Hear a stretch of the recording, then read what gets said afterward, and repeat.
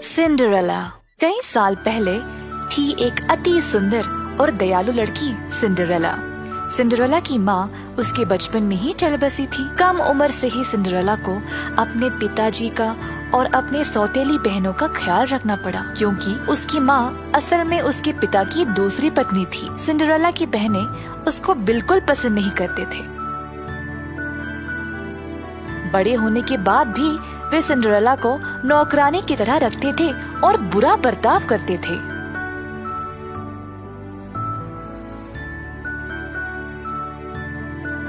एक दिन सारे राज्य को एक महाजश्न के लिए राजमहल में आमंत्रित दिया गया। सिंड्रेला 17 वर्ष की हो चुकी थी और महाराज ने राज्य की सारी जवान लड़कियों को ग्रैंड बॉल के लिए बुलाया था।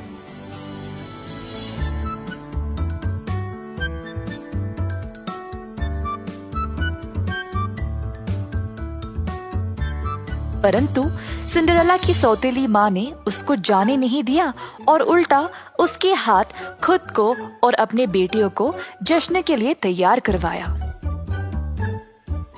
दिन भर उससे काम करवाया।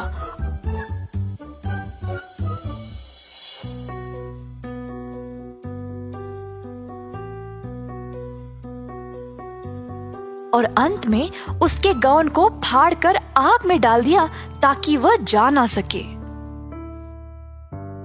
फिर उसको घर पर अकेला छोड़कर चले गए। सिंड्रेला दुखी होकर रोने लगी। वह हार मानने ही वाली थी जब एक परी देवी माँ उसके सामने प्रकट हुई। मेरी प्यारी सिंड्रेला, मत रो, मैं तुम्हें ग्रैंड बॉल पर भेजूंगी, पर मेरे पास पहनने के लिए कोई गाउन नहीं है और मेरी सौतेली माँ और बहनों ने मुझे यहाँ अकेला छोड़ दिया है। चिंता मत करो मेरी बच्ची, थोड़ा सा विश्वास और जादू से सब ठीक हो जाएगा। पिपटी पॉपटी बू। परी देवी माँ ने अपनी जादुई छड़ी को चलाया और सिंड्रेला के फटे पुराने कपड़े सुंदर गाउन में बदल गए। फिर एक और लहर से सिंड्रेला के पैरों में चमकीले शीशे के जूते आ गए। वाह, ये गाउन तो बहुत ही सुंदर है परी माँ, पर मैं राजमहल तक पहुँचूंगी कैसे? परी देवी माँ ने देखा कि कुछ 6 चूहे बाग में एक कद्दू के पास खेल रहे थे। उनकी ओर अपनी छड़ी घुमाई और बोली, बिपडी बॉपडी बू। तुरंत 4 चूहे चमकीले काले घोड़ों में बदल गए और 2 गाड़ीवानों में। कद्दू बन गया एक सुनहरी गाड़ी। सिंड्रेला ये सब देखकर खुशी से झूम उठी। राजमहल की ओर निकलने से पहले परी देवी माँ ने बोला, ओह सिंड्रेला, ये जादू रात के 12 बजे तक ही रहेगा। तुम्हें उससे पहले घर वापस लौटना पड़ेगा। ठीक है, बहुत बहुत शुक्रिया परी माँ। जब सिंड्रेला राजमहल में प्रवेश हुई तो सब लोग उसकी सुंदरता पर फिदा हो गए, पर किसी ने भी उसको पहचाना नहीं, बल्कि उसकी सौतेली माँ और बहनों ने भी नहीं।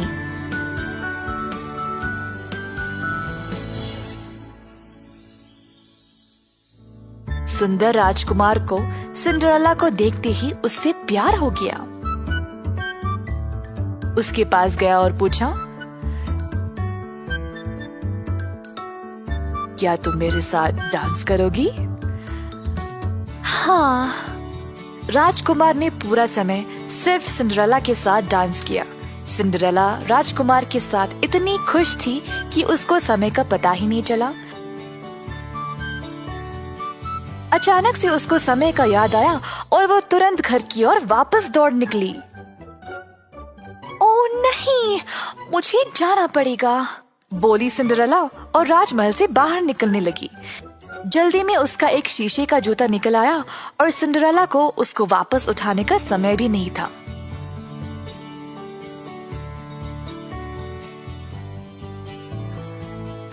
बारह बजते ही वह घर पहुंच गई। उसकी गाड़ी वापस कद्दू में बन गया, घोड़े चूहों में और उसका गाउन वापस उसके फटे पुराने कपड़ों में। उसकी सौतेली माँ और बहन कुछ ही देर बाद घर वापस लौट आए। तीनों उस सुंदर लड़की के बारे में बातें कर रहे थे जो राजकुमार के साथ डांस कर रही थी। राजकुमार को सिंड्रेला से प्यार हो चुका था, पर वो उसका नाम तक नहीं जानता था। उसको सिंड्रेला की शीशे की जूती मिली।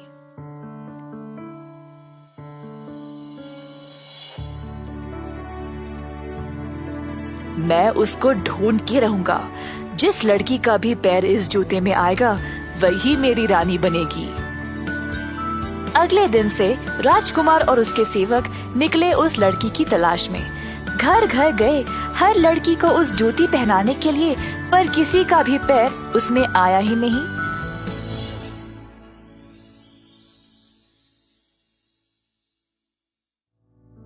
अंत में राजकुमार सिंड्रेला के घर आया। सौतेली बहनों ने अपने पैर जोर जबरदस्ती उस जूती में डालने की कोशिश की, पर हो ही नहीं पाया।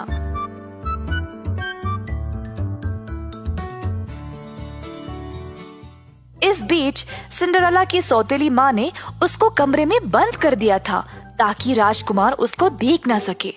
सिंड्रेला तड़प के रोने लगी, ये ना जानते हुए कि वह क्या करे। अपने आप को बेहतर महसूस कराने के लिए सिंड्रेला गाना गाने लगी। इसी दौरान अब राजकुमार ने हार मान ही ली, जब अचानक से उसको सिंड्रेला की सुरीली आवाज सुनाई दी। राजकुमार ने सौतेली माँ से पूछा कि क्या घर में कोई और बालिका थी। सौतेली माँ ने बहुत कोशिश की राजकुमार को वहाँ से भेजने के लिए, पर राजकुमार ने अपने सैनिकों को आदेश दिया घर की तलाशी करने के लिए। आखिरकार सिंड्रेला को ढूंढ लाया गया और फिर जब उसने जूती को पहना तो उसको अच्छे से आ गया। राजकुमार ने अपने प्यार को पहचान लिया था।